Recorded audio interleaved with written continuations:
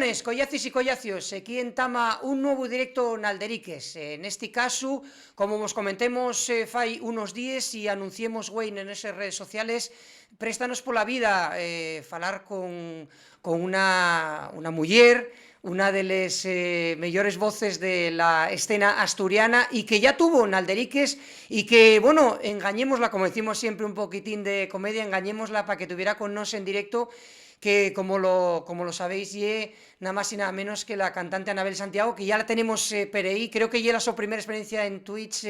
Anabel, muy bones, ¿cómo estás? Muy buena, estoy encantada de estar falando contigo. ¿Y era tu primera experiencia aquí en Twitch, en un directo o qué? Sí, y era mi primer vegada en Twitch.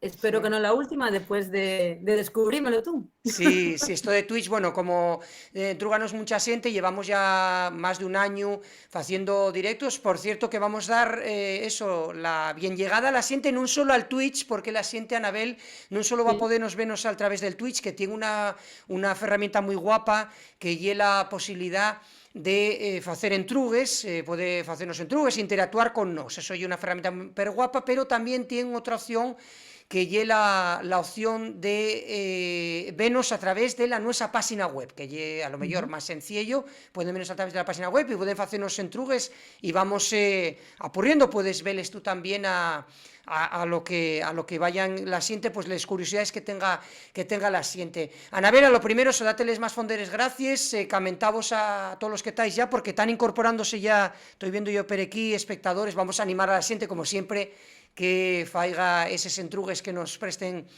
por la vida. A lo primero, eso, dáteles más fonderes gracias por estar, güey, jueves 3 de marzo en directo aquí con nos en Twitch, la to primera experiencia. Y bueno, tú como yes, vamos a entamar, aunque digamos de un sitio un poquitín extremado, porque normalmente falamos contigo de música y de otras cosas, pero tú que yes activa en redes sociales, ¿qué te parece este tema de, por ejemplo, esto del Twitch, de poder hacer entrevistas en directo o las propias redes sociales, Anabel?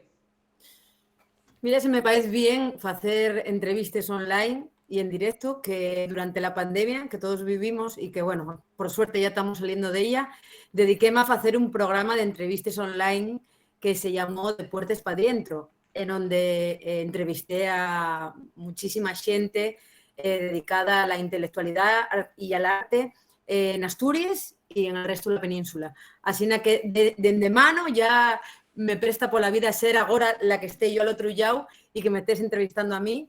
Y también considero que las redes sociales ahora mismo son una herramienta fundamental para la gente de la cultura, para darnos a conocer, dar a conocer nuestro trabajo y una plataforma, evidentemente, para abrirse a otros públicos que en otra vida ni en otro momento, otro capítulo, que yo sé de los años 80 no hubiésemos ni imaginado llegar hasta tanta gente.